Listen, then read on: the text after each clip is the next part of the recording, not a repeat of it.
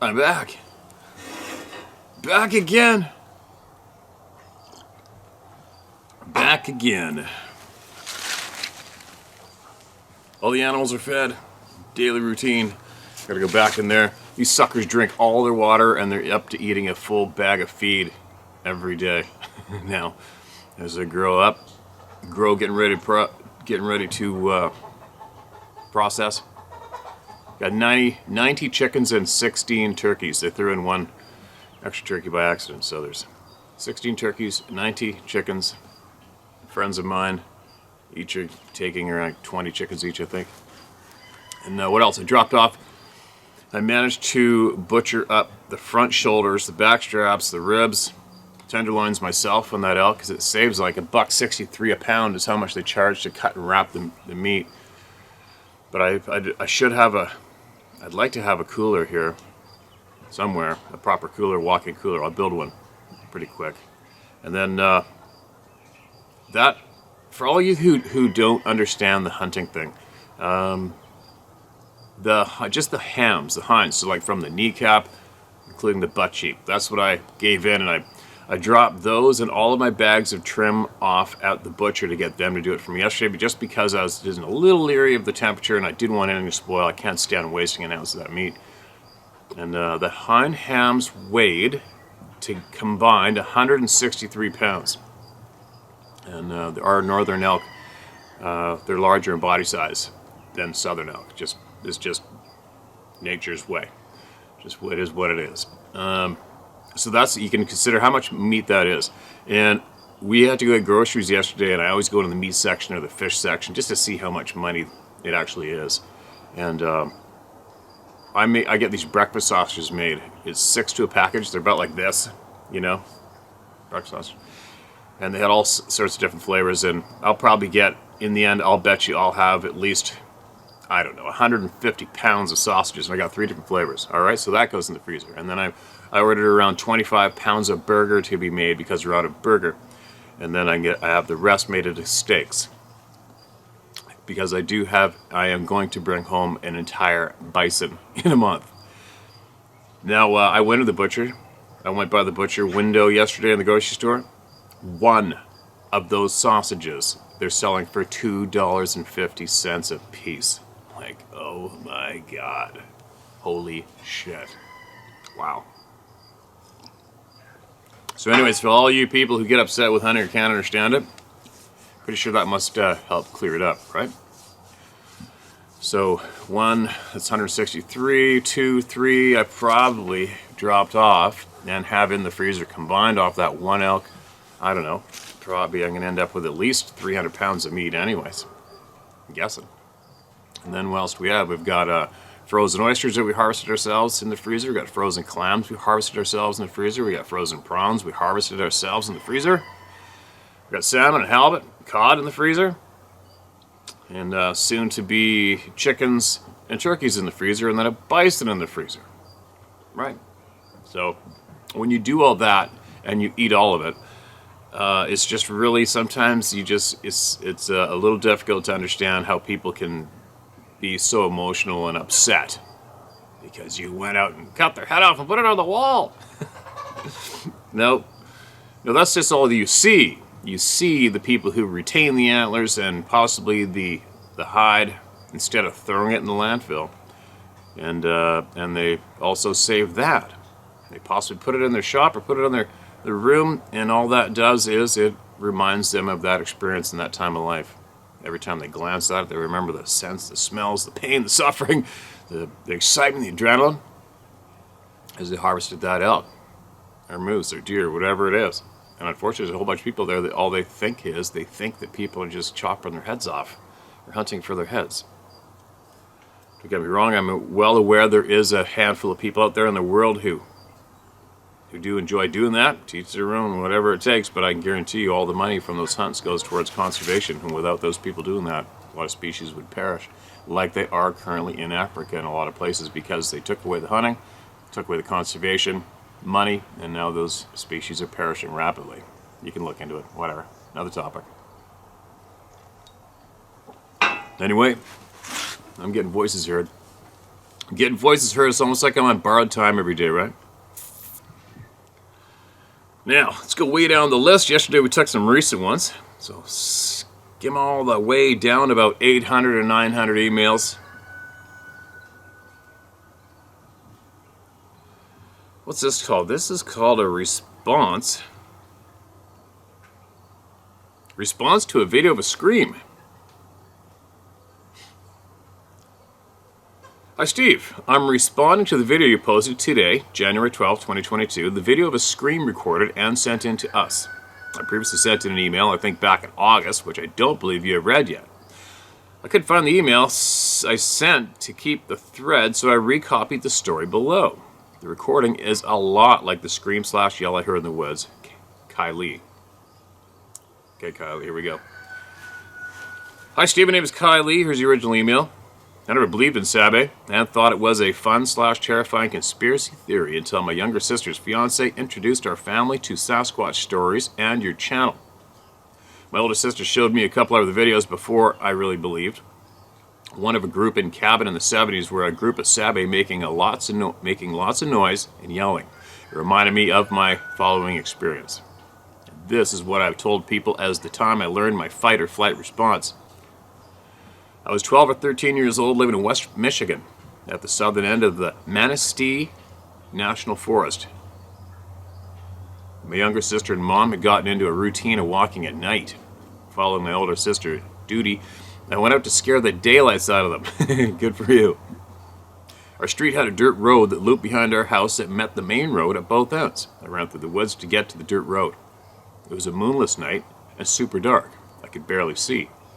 I was almost to the main road when I heard a noise not more than 15 feet to my left. It stopped in my tracks. The creature screamed, the most terrifying noise I've ever heard before or since. The best way I can describe it is a multi-toned scream. My heart seemed to stop, and without thinking, I took a huge step forward and screamed back at it. It ran off across the road and crashed up the hill to my right. That hill took my sisters and I, as children, about 10 minutes to climb. This creature was up the hill in under 5 seconds. People have always told me that it was a deer or a big cat. From the crashing noises, I knew that it was not a four-legged creature. It was a running noise, not a galloping noise. Plus, that scream was not of any creature I've heard in the woods before. I ran all the way home. The video my sister showed me was the same scream yelling that I had heard in the woods a decade before, and a Sabe is really the only creature that fits the whole picture of my story. And that's the end of it. There we go, Kylie. Glad we got your email. I don't think we've read that. So, that's good.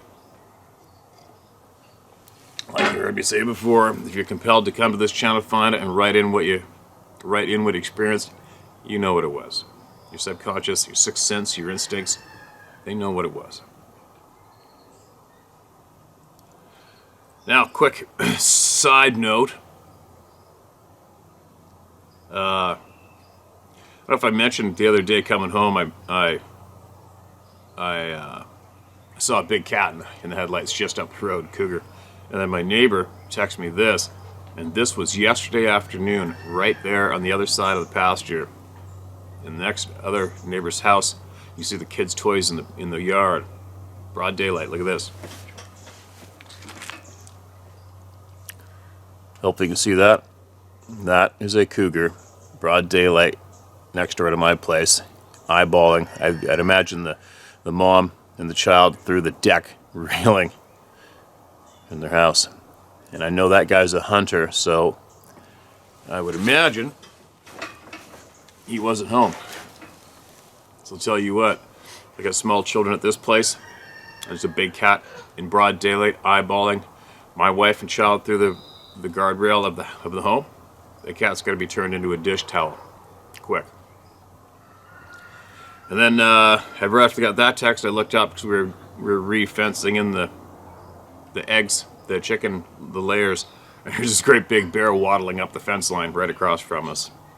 But he didn't do anything silly, so he got a pass. Didn't provoke, it's all good. Carried on. Now, who's next? Alright, this is about all the crap that's going on the planet. I had a pretty good rant about that yesterday. I shared a lot of videos to check out. There's a whole pile of people are emailing me here about unrelated topics. So I gotta find one about, what's this one? Puzzle piece contribution. Love it. Hi Steve, in response to when the Sasquatch tag you. Sounds like the guy knows what he's talking about, Steve. You saw it too. Good share. I've heard rumors and parts of that and seen video demonstrations of the infrasound equipment that have made it into the news cycle on rare occasions with military hardware that can make you literally crap your pants in seconds. More recently, last year, with things going on in DC, a reporter stepped in front of some similar beam concentration as a test subject, staying at it as long as he could. 3 seconds in, something that made him feel as if he was on fire. Microwaves would do that, but it's more likely a certain sound frequency or progression, I would hope. For another clue as to our hidden or diminished capability, it has to do with our meager conscious energy that can exist outside our physical bodies. But the conduit, that said energy, can flow on throughout and are the high spin monoatomic elements that are mere high energy versions of the periodic table around several metallics, the most prominent of which is white powder of gold. Said elements are found in rock outcroppings, come from rock strata, groundwater springs, and can be concentrated from sea salt. They are just another aspect of nature and end up in all living things and the environment. And this is what alchemy was all about 800 years ago, which in turn was an attempted upgrade on ancient shoe bread handed up from Sumer and Egypt to the Hebrews, likely in that order. Its likely concentrations were the primary content of the Ark of the Covenant, and might explain the odd ceremonial attire of the single high priest allowed in the Holy of Holies in Jewish temples back when, which resembles protective gear against high voltage. It's possible the depicted chest plate and trailing sash were a protective grounding attempt, but might double as a retrieval mechanism for the body if things went badly. Interesting. There's speculation that ingesting these can lengthen cellular telomeres required for cell division and extend lifespan, which might account for biblical stories of Methuselah and other elite Hebrew members living extended lives. We use up half our telomeres by birth and run short around 55 or so, though we're constantly regenerating at various speeds for different tissue.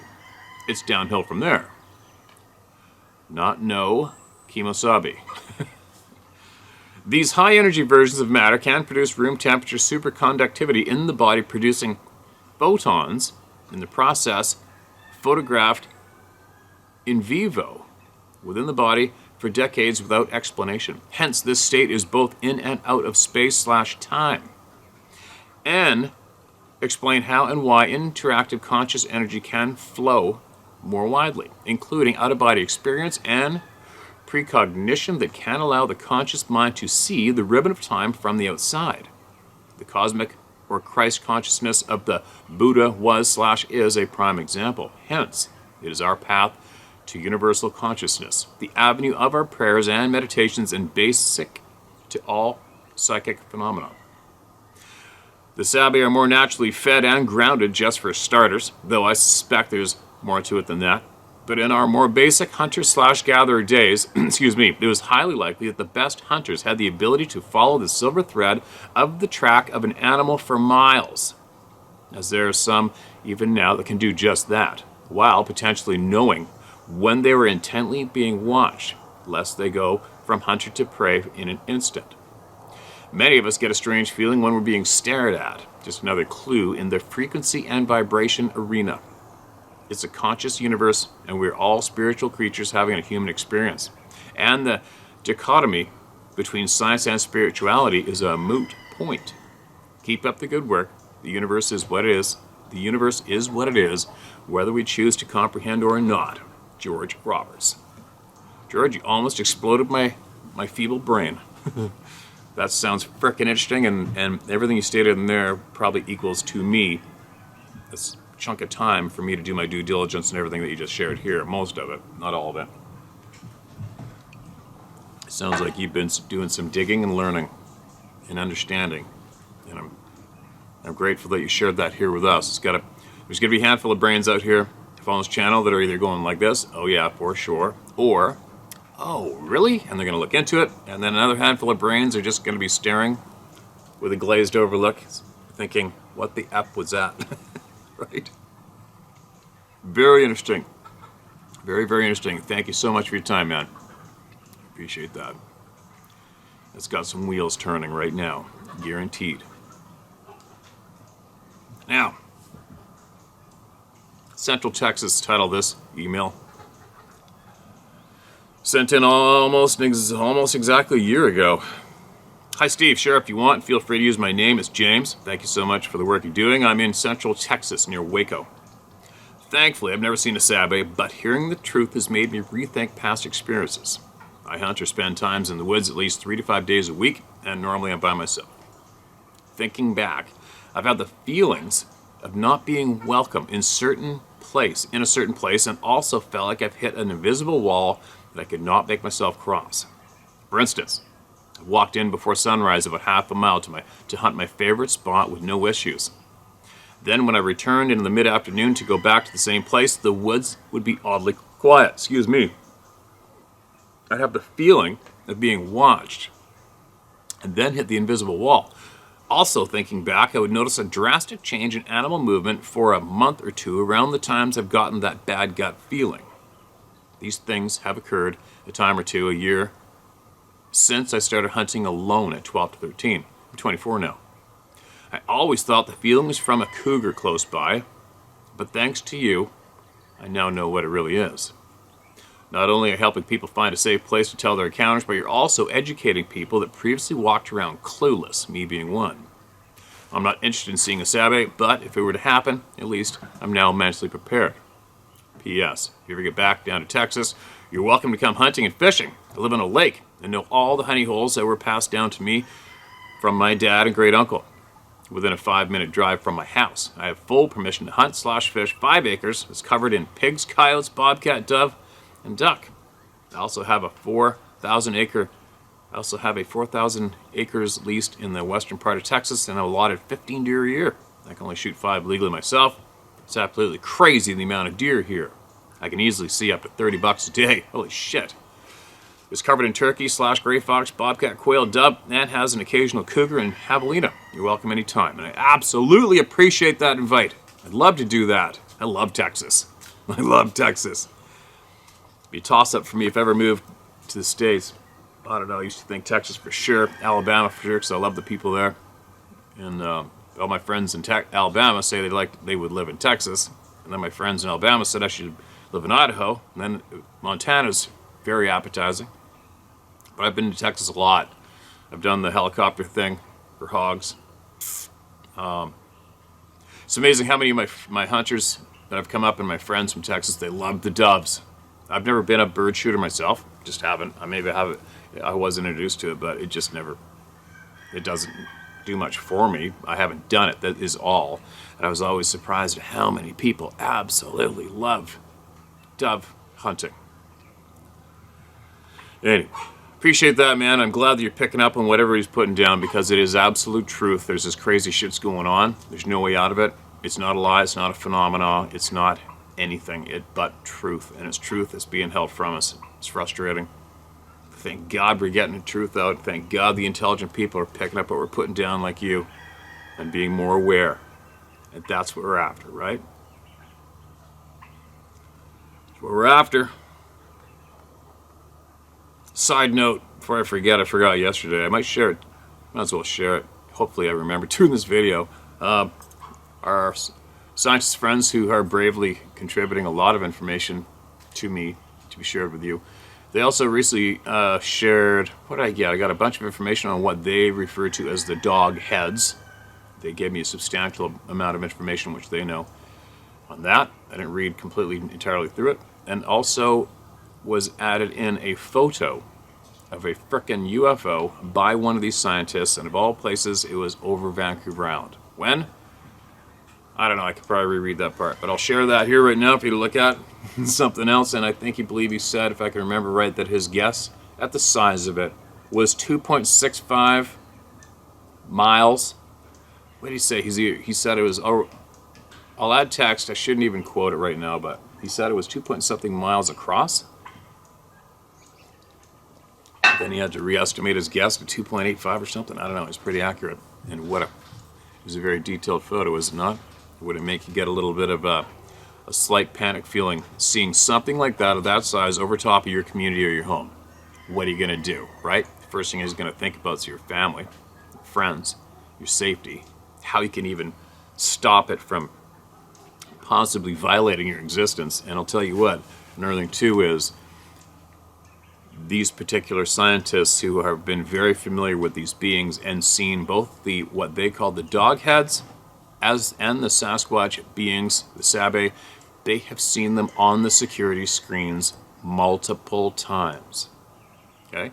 They've seen these on the security screens, I believe mostly at nuclear sites. And they've seen them just standing there looking up at the cameras at them, through the cameras at them multiple times. Now, the point I'm trying to make here, about to make, is the people who I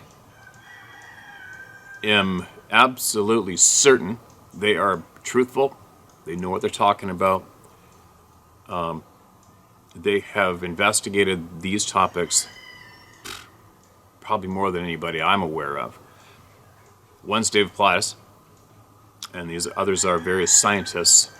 And what I have noticed, what is in common with these individuals who have done so much investigating and due diligence on their own thoroughly, is all of them their attention has gradually left the Sasquatch topic and more graduated to that direction up there.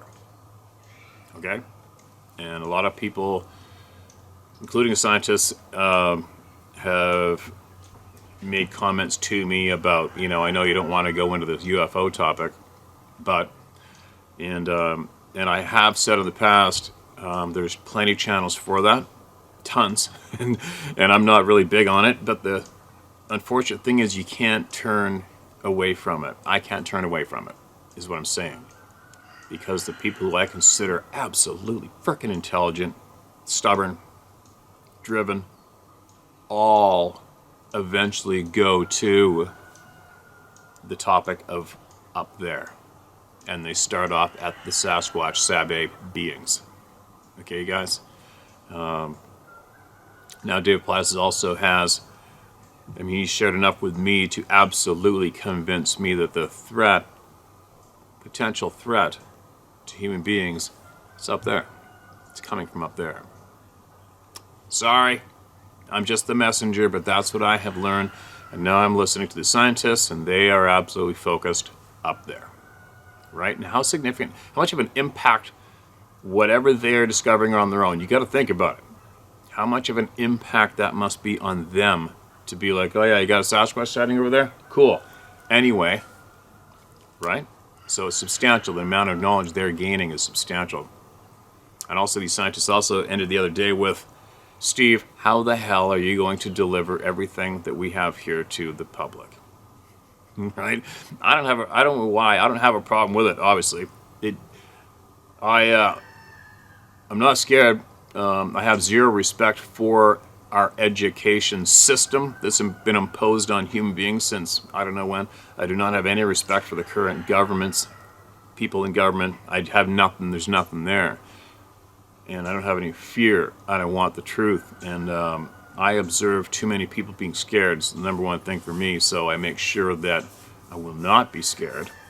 And no matter how crazy the truth is that I receive from these absolute intelligent people, I'm just going to throw it in your face. There it is. Deal with it. Eat it. Kick it off your plate. Do whatever you want with it. But at least I did the right thing. And I honestly shared what I have learned with all of the people. There's nothing more or less I can do, and I'm not scared to do it. So there you guys, all right? So if you have, I'm going to have to do it, if you have information, now listen to me, information that will help someone or help you, then email it into me, okay? Okay, guys? I really, really, really want to encourage people that can directly help us as a group, as a family, with information that will help us or expose evil, dark sons of bitches, or help you, and you need to get up your chest so you can carry on enjoying this lifetime the best you can, then email it to me, all right? Do it. Do it, all right? I'm not scared. I will share the shit out of it. That was a good little frickin' rantaroo. What do we got here? That was about a coffee and 3/4 in me.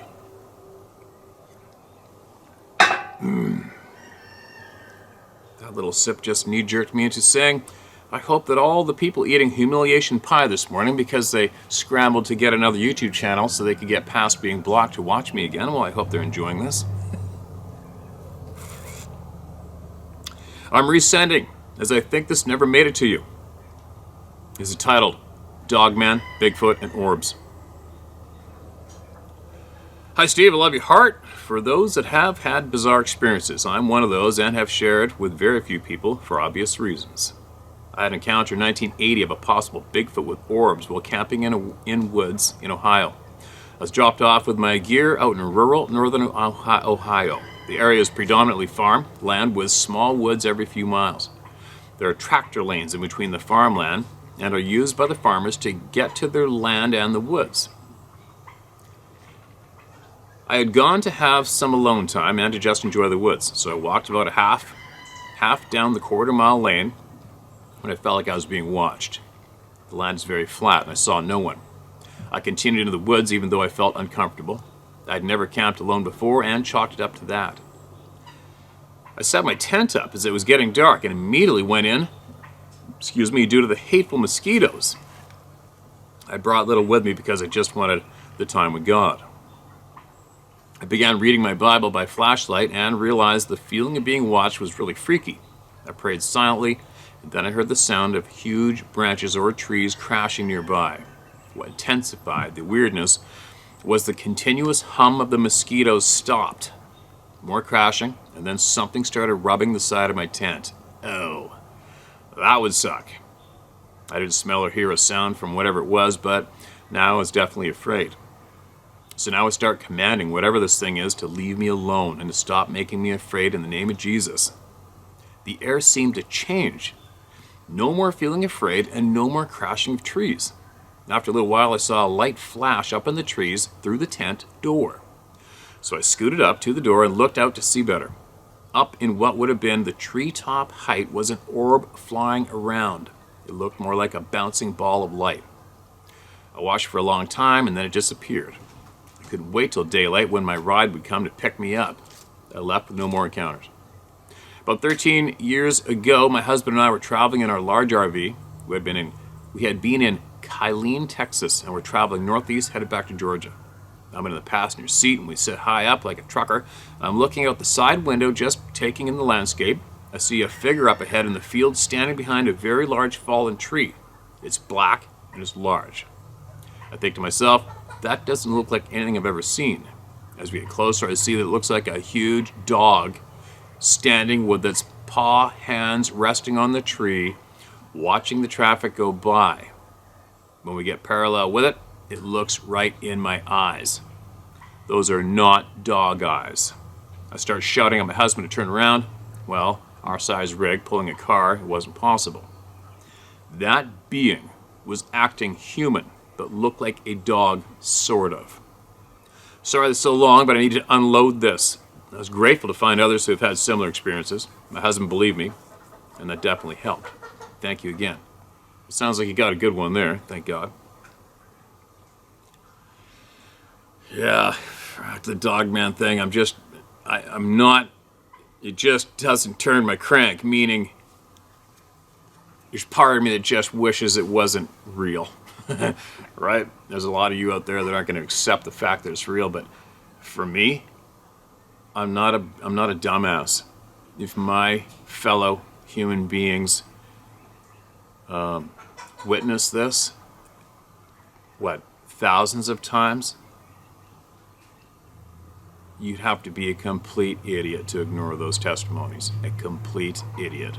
So, I like to think I'm not that much of an idiot, and I accept those testimonies as fact. And sadly, I have to accept the fact that these frickin' things are running around. Do I want to see one? Hell no. Right? But do I want to learn about them? Yeah. Especially if it leads to us finding out what the F is going on. Right? Got to find out what's going on. Like I said before, I don't want to die and possibly find out everything then, and then have the moment of, oh shit, you dirty bastards got me. You got me during my whole lifetime. You absolute pieces of shit. I don't want to have that. I'm having that go down, actually, obviously I'm having that go down all the time right now, as the more I learn. And it makes me angry. And it should make everybody angry, right? It should. There's a lot of shit going on. It's not right. You know, I just traveled the length of BC. The farther north you go, the more rural you get. The signs of dismal human existence is prevalent and increasing rapidly, and it makes me want to puke, because the face of this earth is no different than it was 3 years ago, 5 years ago, when it comes to us being able to eat, find shelter, and survive and be happy. It hasn't changed, but there's a group of people who have changed it for many. Just in this one small town, remember 2 years ago you couldn't find a hotel room, and this year I went up there and there's 3 hotels with plywood boards all over the walls, restaurants with plywood boards all over the windows, the doors. I mean, hard people walking around. The only people I noticed the length of the province that were actually making money were campsite owners and trailer park owners, where people are parking tow trailers to live in campgrounds, or living in campgrounds, campgrounds, right? It was so common to see that. Anyways, I'm babbling. It just really bothers me that there's a handful of people manipulating at will the quality of life for the rest of the human beings on the face of this planet. It really bothers me. And I guess what I can do is keep speaking out loud and honestly to all the people. And hopefully you guys do the same. You got to keep talking. All those links that I shared earlier. And I'm not right all the time about much, but anyone who might possibly laugh or snicker at or try to contradict anything I shared, perfect. As long as I have you digging and looking into it, perfect, I've done my job. Because like I said, it's up to you to take from it what you will or leave it, but make sure you look into it for yourself. And don't, I'm trying to bite my lip, don't you stop anyone from looking into a topic. Period. Don't you ever prevent somebody from looking into a topic, ever, or hearing or speaking. Just don't do it. You take from it what you will, or you leave it, but don't block somebody, all right? And then share it. It's like these other people I watched recently who are right on top of shit. Somebody wrote in and asked them, well, how do we fix it? And they both said, by talking. That's the only way we fix the shit show, is by talking. Everybody talking and sharing it. As many people as you can. It's the only way. Right? And that's why when a channel like this or other channels get such big followings, then those dirty, filthy pricks who don't want you to know and want you to be dumb as a hammer do what they can to eliminate those people from speaking, because they're reaching too many people. That doesn't work so good for them, right? So keep talking and sharing everything you can. All right? I gotta get going. I'm babbling, probably annoying the shit out of people, but I'll be back later. I'm gonna try to pull out about 160 feet of fence today and replace it today in this unseasonable heat. Here we go. Keep writing and sharing in, all right? Oh, sorry. I want to make one more point to the kind, generous woman who just emailed in what she experienced in her tent. While I was alone in my tent in northern BC this past few weeks, it's funny. One thing I realized was basically when you climb into your tent alone on the ground in the wilds, you're basically submitting in a way, right? You're just submitting. There's humans, everything else owns the night, basically. And when you're laying on the ground, sound asleep on the other side of a thin layer of material, you have basically submitted. Don't you think? You're just like, you've absolutely submitted. Do with me what you will. There's nothing I can do about it anyway. Good night. Right?